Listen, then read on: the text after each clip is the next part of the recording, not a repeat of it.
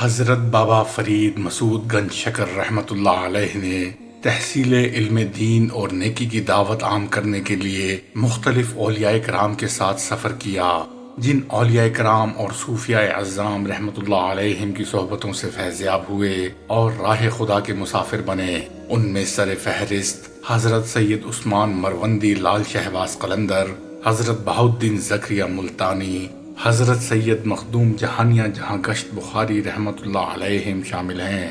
صوفیاء کرام کی اصطلاح میں ان تین اور چوتھے حضرت بابا فرید گنج شکر رحمۃ اللہ علیہ کو چار یار کہتے ہیں۔ تحصیل علم دین کے بعد بالآخر آپ مدینۃ الاولیاء ملتان واپس آئے اور اپنے مرشد اور شیخ خواجہ قطب الدین بختیار کاکی رحمۃ اللہ علیہ کی خدمت میں دہلی حاضر ہوئے اور خرقہ خلافت پا کر وہیں دروازہ غزنویہ کے نزدیک ایک برج میں مجاہدے میں منہمک ہو گئے۔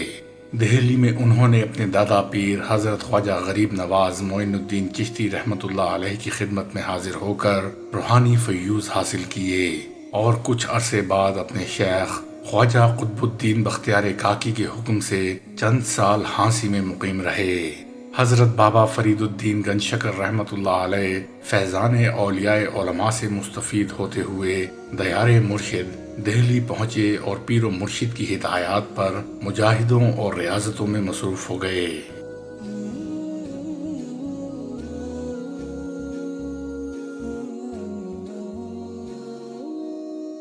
ایک مرتبہ سلطان الہند حضرت خواجہ غریب نواز رحمۃ اللہ علیہ دہلی تشریف لائے تو والی ہندوستان شمس الدین التمش سمیت پورا شہر زیارت اور قدم بوسی کے لیے امڈ آیا۔ جب سب لوگ چلے گئے تو حضرت خواجہ غریب نواز رحمۃ اللہ علیہ نے حضرت خواجہ قطب الدین بختیار کاکی رحمۃ اللہ علیہ سے فرمایا، تم نے اپنے مرید فرید الدین مسعود کے بارے میں بتایا تھا، وہ کہاں ہے؟ حضرت خواجہ قطب الدین بختیار کاکی رحمۃ اللہ علیہ نے عرض کیا، حضور وہ عبادت و ریاضت میں مشغول ہے۔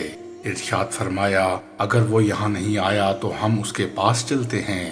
حضرت خواجہ قطب الدین بختیار کاکی عرض گزار ہوئے، حضور اسے یہیں بلوا لیتے ہیں، لیکن حضرت خواجہ غریب نواز نے فرمایا، نہیں، ہم خود اس کے پاس جائیں گے۔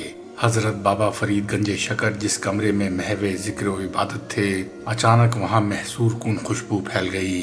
آپ رحمت اللہ علیہ نے گھبرا کر اپنی آنکھیں کھولیں تو سامنے پیر و مرشد حضرت خواجہ قطب الدین بختیار کاکی زیارت کا شرف بخشتے ہوئے فرما رہے تھے، فرید اپنی خوش بختی پر ناز کرو کہ تم سے ملنے سلطان الہند تشریف لائے ہیں۔ حضرت بابا فرید نے احتراماً کھڑے ہونے کی کوشش کی، مگر سخت مجاہدے اور ریاضت سے ہونے والی کمزوری کی وجہ سے لڑکھڑا کر گر پڑے۔ جب اٹھنے کی سکت نہ پائی تو بے اختیار آنسو رواں ہو گئے۔ خواجہ غریب نواز نے آپ رحمت اللہ علیہ کا دایاں بازو جبکہ بختیار کاکی نے بایاں بازو پکڑ کر اوپر اٹھایا۔ پھر حضرت خواجہ غریب نواز نے دعا کی، الہی فرید کو قبول کر اور کامل ترین درویشوں کے مرتبے پر پہنچا۔ آواز آئی، فرید کو قبول کیا، فرید فرید عصر اور وحید دہر ہے۔ اس کے بعد حضرت خواجہ غریب نواز نے حضرت بابا فرید رحمت اللہ علیہ کو اسم اعظم سکھایا، اپنے سینے سے لگایا تو آپ کو یوں محسوس ہوا کہ جسم آگ کی شعلوں میں گھر گیا ہے۔ پھر یہی تپش آہستہ آہستہ شبنم کی طرح ٹھنڈی ہوتی چلی گئی۔ آپ کی آنکھوں کے سامنے سے کئی حجابات اٹھ گئے۔ طویل سیاحت اور سخت ریاضت کے بعد بھی جو دولت عرفان حاصل نہ ہو سکی تھی، وہ حضرت غریب نواز کی ایک نظر کرم سے آپ کے دامن میں سما چکی تھی۔ اس وقت آپ کی عمر مبارک 30 برس تھی۔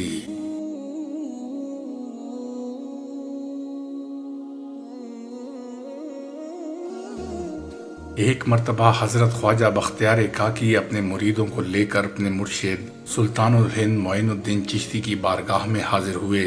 جیسے ہی حضرت غریب نواز کی نظر حضرت بابا فرید پر پڑی تو آپ نے بختیار کاکی سے فرمایا، قطب الدین تمہارے دام میں ایسا شہباز آیا ہے کہ سدرۃ المنتہا کے سوا کہیں قرار نہ پکڑے گا۔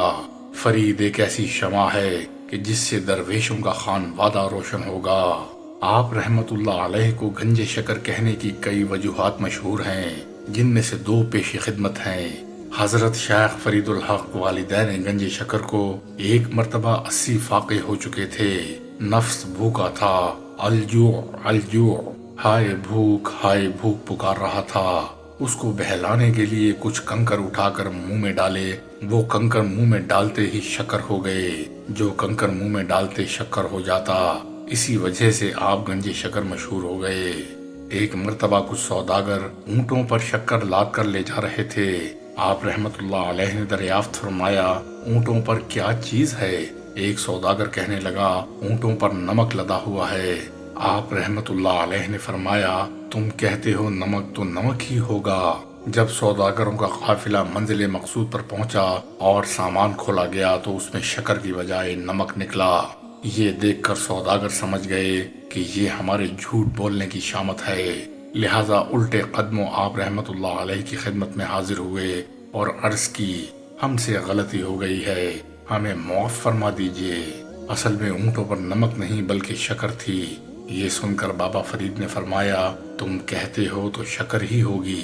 سوداگروں نے واپس آ کر دیکھا تو تمام نمک شکر میں تبدیل ہو چکا تھا۔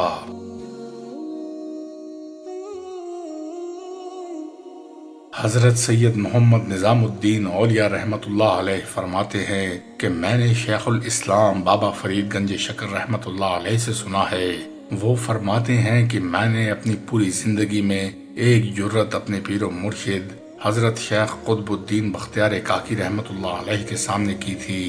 معاملہ کچھ یوں ہوا کہ میں نے ایک دفعہ اپنے شیخ سے چلے کے لیے گوشہ نشین ہونے کی اجازت مانگی۔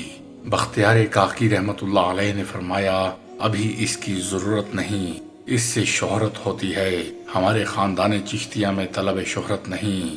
میں نے جواب دیا، آپ کے ہوتے ہوئے میرا یہ مقصود ہرگز نہیں، میں شہرت کے لیے ہرگز ایسا نہیں کرنا چاہتا۔ حضرت قطب الدین بختیار کاکی رحمت اللہ علیہ خاموش رہے۔ اس واقعے کے بعد مجھے بہت پشیمانی ہوئی کہ میں نے اس بات کا جواب کیوں دیا جو آپ رحمت اللہ علیہ کے حکم کے موافق نہیں تھا۔ اس بات سے یہ نتیجہ اخذ کیا جاتا ہے کہ جس کام سے پیر و مرشد منع فرما دیں اس سے باز رہا جائے، کسی تعویل سے اس کی گنجائش نہ نکالی جائے اور نہ ہی اس حکم کے فوائد و نقصانات پر غور کریں، کیونکہ مرشد کامل ہمیشہ اپنے مریدوں کے لیے بہتری ارشاد فرماتے ہیں۔ اعلیٰ حضرت امام احمد رضا خان رحمت اللہ علیہ ارشاد فرماتے ہیں، بیکار باتوں سے ہر وقت پرہیز ہونا چاہیے اور مرشد کی حضور تو خاموش رہنا ہی افضل ہے۔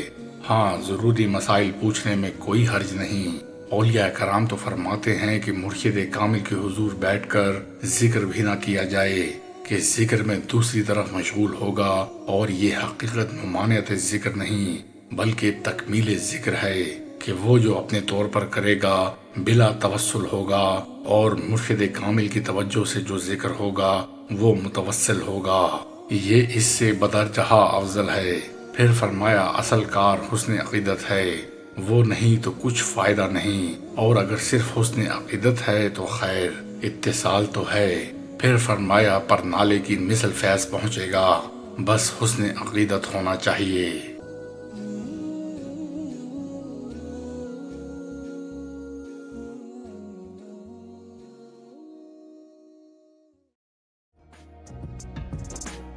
معزز ویورز اور سبسکرائبرز کو کتاب دوستی ناتمام کا سلام سلام سلام۔